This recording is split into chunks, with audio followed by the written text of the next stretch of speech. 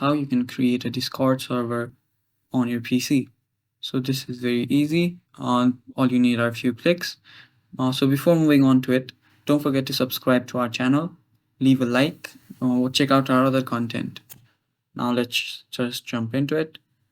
First, what you need to do is first open your Discord. Go to your Discord.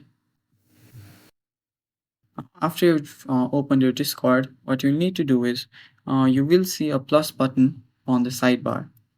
And there you'll see your list of servers that you're on, and then a plus button that says add a server.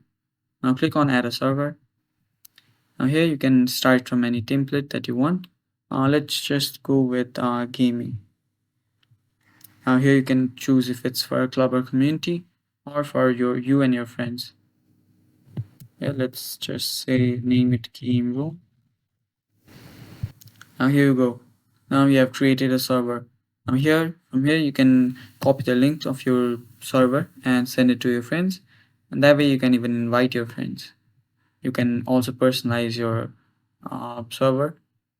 Here you can change the settings to your server. You can even boost your server.